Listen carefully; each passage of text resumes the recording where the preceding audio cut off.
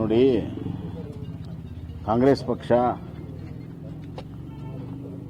ಅಂಬೇಡ್ಕರ್ ಅವರ ಬಗ್ಗೆ ಅವ್ರ ಜೀವಂತಿದ್ದಾಗ ಯಾವ ರೀತಿ ನಡ್ಕೊಂಡಿದ್ದಾರೆ ಅನ್ನುವಂಥದ್ದು ಇವತ್ತಿನ ಯುವ ಜನರಿಗೆ ಎಲ್ಲ ಕೂಡ ಬಹಿರಂಗವಾಗಿಬಿಟ್ಟಿದೆ. 2 ದಿವಸ ಸಂಸತ್ನಲ್ಲಿ ನಡೆದಂಥ ಸಂವಿಧಾನದ ಬಗ್ಗೆ ಚರ್ಚೆಯಲ್ಲಿ ಕಾಂಗ್ರೆಸ್ಸು ಸಂಪೂರ್ಣವಾಗಿ ಸಂವಿಧಾನದ ವಿರೋಧವೂ ಹೌದು, ಅಂಬೇಡ್ಕರ್ ವಿರೋಧವೂ ಹೌದು ಅನ್ನೋದು ಬಹಳ ಸ್ಪಷ್ಟವಾಗಿದೆ.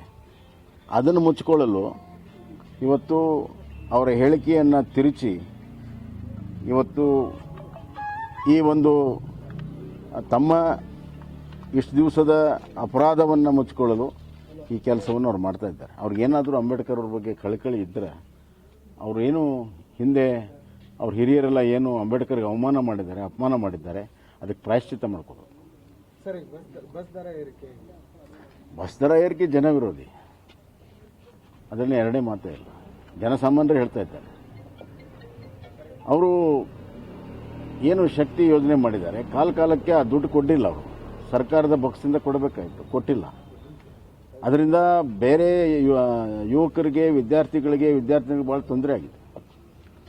ಅದಕ್ಕೆ ಹೆಚ್ಚಿನ ಬಸ್ಸುಗಳನ್ನು ಕೂಡ ಕೊಡ್ತಾ ಇಲ್ಲ. ನಾನಿದ್ದಾಗ 4,500 ಹೊಸ ಬಸ್ಸುಗಳಿಗೆ ಏನು ಆಜ್ಞೆ ಮಾಡಿದ್ದೆ, ಅವುಗಳೇ ಈಗ ಬರ್ತಾ ಇರೋದು.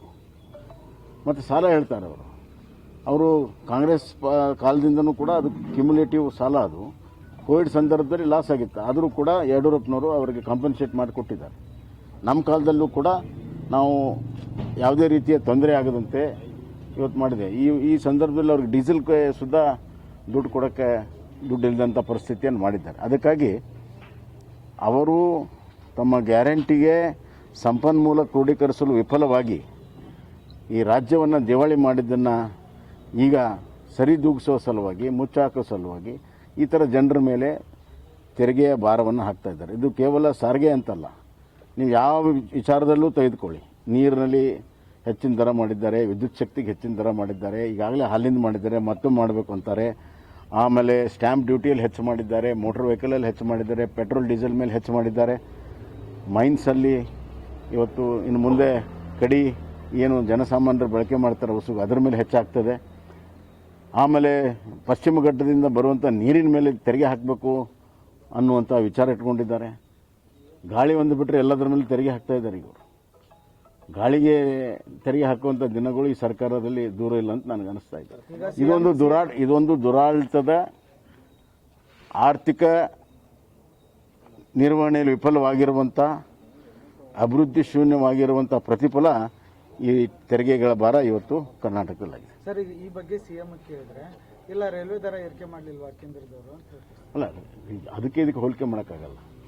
ರೈಲ್ವೆಗೆ ನಿಮ್ಮ ರಾಜ್ಯದ ಸಾರಿಗೆಗೆ ಹೆಂಗೆ ಹೋಲಿಕೆ ಮಾಡ್ತೀರಿ?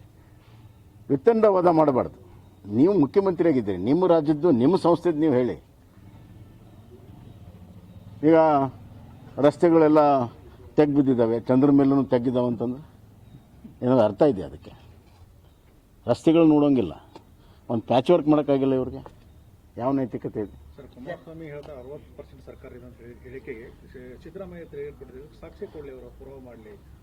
ಏನು 40% ಅಂತ ಹೇಳಿದ್ರಲ್ಲ, ಅವಾಗಿನ ಸಾಕ್ಷಿ ಕೊಟ್ರ? ಇವತ್ತುವರೆಗೂ ಸಾಕ್ಷಿ ಕೊಟ್ಟಿಲ್ಲ. ಇವತ್ತುವರೆಗೂ ಒಂದು ಕೇಸು ಅಲ್ಲಿ ಸಾಕ್ಷಿ ಕೊಟ್ಟಿಲ್ಲ. ಕಮಿಷನ್ ಮಾಡಿದ್ರು ಕೂಡ ಇವತ್ತುವರೆಗೂ ಒಂದು ಕೊಡೋಕ್ಕಾಗಿಲ್ಲ. ಭ್ರಷ್ಟಾಚಾರ ಬಹಳ ದೊಡ್ಡ ಪ್ರಮಾಣದಲ್ಲಿರುವಂಥದ್ದು ಸತ್ಯ. ಜನಸಾಮಾನ್ಯರು ಅನುಭವಿಸ್ತಾ ಇದ್ದಾರೆ. ಅಂಗೈ ಹುಣ್ಣಿಗೆ ಕನ್ನಡಿ ಬೇಕಾಗಿಲ್ಲ. ಜನಸಾಮಾನ್ಯರಿಗೆ ಕೇಳಿದ್ರೆ ಗೊತ್ತಾಗುತ್ತೆ. ಒಂದು ಕಚೇರಿಗೆ ಹೋದರೆ ಎಷ್ಟು ಭ್ರಷ್ಟಾಚಾರ 3 ಪಟ್ಟು 4 ಪಟ್ಟು ಹೆಚ್ಚಾಗಿದೆ. ಜನಸಾಮಾನ್ಯರಿಗೆ ಭ್ರಷ್ಟಾಚಾರದ ಬಿಸಿ ಮುಟ್ಟಿದೆ, ಕಾಂಟ್ರಾಕ್ಟರ್ಗಳಿಗೆ ಬಿಸಿ ಮುಟ್ಟಿದೆ, ಎಲ್ಲ ವರ್ಗದ ಜನರಿಗೆ ಬಿಸಿ ಮುಟ್ಟಿದೆ. ಇನ್ನೂ ಮುಖ್ಯಮಂತ್ರಿಗಳು ಏನಾಗಿಲ್ಲ ಅನ್ನುವಂಥ ವರ್ತನೆ ಮಾಡ್ತಿರುವಂಥದ್ದು ಭ್ರಷ್ಟಾಚಾರವನ್ನು ಮುಚ್ಚಾಕೊಳ್ಳೋ ಪ್ರಯತ್ನ. ಜನರಿಗೆ ನಾವು ಗ್ಯಾರಂಟಿ ಆದರೂ ಕೊಟ್ಟಿದ್ದೀವಿ, ಬಿಜೆಪಿ ಅವರು ಏನು ಕೊಟ್ಟಿದ್ದಾರೆ ಅಂತ ನೋಡ್ರಿ. ಇತ್ತೀಚೆಗೆ ಇವರು ಕೊಟ್ಟಿರುವಂಥದ್ದು ರೈತರಿಗೆ ನಮ್ಮ ಕಾಲದಲ್ಲಿ, ಯಡಿಯೂರಪ್ಪರ ಕಾಲದಲ್ಲಿ ವಿದ್ಯುತ್ ಶಕ್ತಿ ಫ್ರೀ ಮಾಡಿ ತಿರುಗಿ 15 ವರ್ಷ ಆಯಿತು ಪಂಪ್ ಸೆಟ್ಗಳಿಗೆ. ಏನು ಕಾಂಗ್ರೆಸ್ ಮಾಡ್ತಾರೆ? ಈ ಭಾಗ್ಯಲಕ್ಷ್ಮಿ ಹೆಣ್ಮಕ್ಳು ಹುಟ್ಟಿದರೆ ಅವ್ರಿಗೆ ಸಹಾಯ ಮಾಡುವಂಥದ್ದು ಏನು ಕಾಂಗ್ರೆಸ್ ಮಾಡ್ತಾ? ನಾನು ರೈತರ ಮಕ್ಕಳಿಗೆ ವಿದ್ಯಾನಿಧಿ ಕೊಟ್ಟೆ, ಕಾಂಗ್ರೆಸ್ ಮಾಡ್ತಾ? ರೈತರಿಗೆ ನಾವು ಯಶಸ್ವಿ ಯೋಜನೆ ಪುನರ್ ಪ್ರಾರಂಭ ಮಾಡಿದ್ವಿ ರೈತರ ಇನ್ಶೂರೆನ್ಸ್ ಸಲುವಾಗಿ. ಕಾಂಗ್ರೆಸ್ ಕೊಡ್ತಾ. ರೈತರ ಗೊಬ್ಬರವನ್ನು ಸರ್ಕಾರದಲ್ಲೇ ವಿತರಣೆ ಮಾಡಬೇಕನ್ನುವಂಥ ತೀರ್ಮಾನ ಮಾಡ್ತಾ ಕಾಂಗ್ರೆಸ್ ಮಾಡ್ತಾ. ಎಷ್ಟೊಂದು ಹೇಳ್ಬೋದು. ಈಗ ಕಿತ್ತೂರು ರಾಣಿ ಚೆನ್ನಮ್ಮ ಶಾಲೆ ಮಾಡಿದ್ವಿ SC/ST ಜನಾಂಗಕ್ಕೆ, ಕಾಂಗ್ರೆಸ್ ಮಾಡ್ತಾ. ಹೇಳ್ತಾ ಹೋದ್ರೆ ದೊಡ್ಡ ಪಟ್ಟಿ ಇದೆ. ಸರ್, ಪ್ರಿಯಾಂಕಾ ಖರ್ಗೆ ವಿರುದ್ಧ ಯಾವ ನೈತಿಕ ಹಕ್ಕು ಬಿಜೆಪಿಯರಿಗಿಲ್ಲ. ವಿಜೇಂದ್ರ ಸಾವಿರಾರು ಕೋಟಿ ರೂಪಾಯಿ ಲೂಟಿ ಹೊಡೆದಿದ್ದಾರೆ. ಬೇಕು ಅಮಿತ್ ಶಾ ಕ್ರಮ ತೆಗೆದುತ್ತಾರೆ ಅಂತ ಘೋಷಣೆ. ಈಗ ಪ್ರಕರಣ ಏನಿದೆ, ಆತ್ಮಹತ್ಯೆ ಸಾವಿದೆ, ತನಿಖೆ ಆಗಬೇಕು.